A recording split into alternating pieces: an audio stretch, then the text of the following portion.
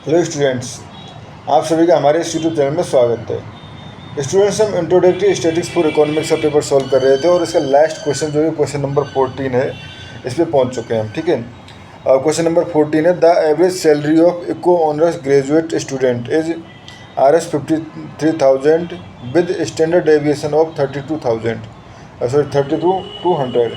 ठीक है, what is the probability that the average salary of 36 student is between 52,000 to 55,000।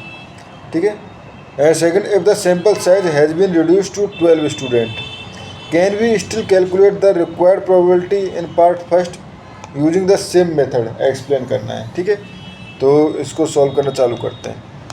पहले हम first part को सॉल्व करते हैं। ठीक है स्टूडेंट्स, तो बेसिकली ये है n इक्वल टू 36। ठीक है, एंड मीन हमें दिया हुआ है 53,600। ठीक है, एंड स्टैंडर्ड डेविएशन दिया हुआ है 3,200। ठीक है, ठीक है स्टूडेंट्स, तो सैम्पल मीन अगर बात करें हम, सैम्पल मीन जो हो जाएगा वो हो जाएगा EX equal to mean equal to 53,600। ठीक है, स्टैंडर्ड डेविएशन की अगर हम बात करें तो ये हो जाएगा हमारे पास sigma upon root N, sigma upon root N, तो ये हो जाएगा 3,200 अपॉन रूट 36 या 3,200 अपॉन 6 इक्वल टू 533.3। ठीक है, ये हो जाएगा।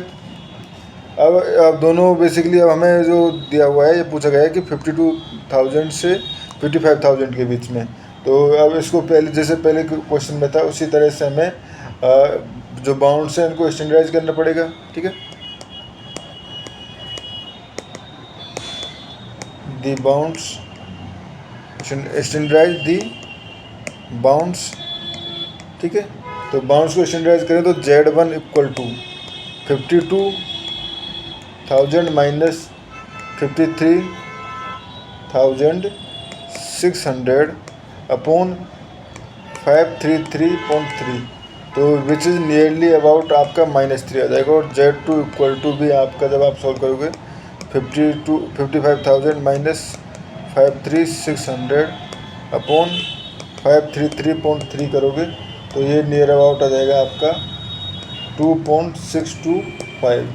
ठीक है, तो बेसिकली अब हमें निकालना क्या है, probability of 52,000 is less than equal to x less than equal to 55,000, या हम कहें हमें निकालना है बेसिकली पहले तो प्रोबेबिलिटी फॉर्म में बोल देते हैं, प्रोबेबिलिटी ऑफ Z, सॉरी ये हो जाएगा हमारे पास -3 less than equal to Z less than equal to 2.65। ठीक है, या इसको हम कहें हमें निकालना है 2.65 माइनस 5 माइनस 3।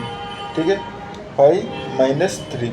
अब स्टूडेंट्स Z टेबल से जब आप वैल्यू लोगे तो Z टेबल में ऑब्वियसली आपके पास वैल्यू जो है 5 माइनस 3 की वैल्यू नहीं मिलेगी, 5 3 की वैल्यू मिलेगी। ठीक है, तो वहाँ से 5 3 की वैल्यू बेसिक 1 माइनस 5 3 की हेल्प से 5 माइनस 3 की वैल्यू निकाली जा सकती है।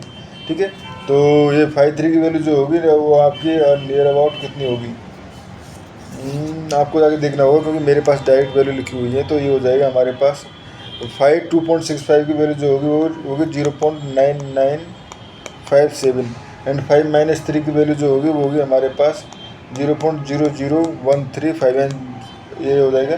अगर प्रीवियस क्वेश्चन में से देख लेते हैं कोई दिक्कत नहीं है, 0.99865, बेसिकली ये वैल्यू जो होगी 5 3 की वैल्यू जो होगी वो 0.99865 जो कि प्रीवियस क्वेश्चन में भी आई थी हमारे पास।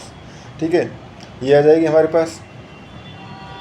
ठीक है स्टूडेंट्स, अब इसको माइनस करेंगे तो आ जाएगा 0.9944, तो यानी कि हमारे पास 99.944% जो स्टूडेंट्स हैं उनकी सैलरी इसके बीच में होगी।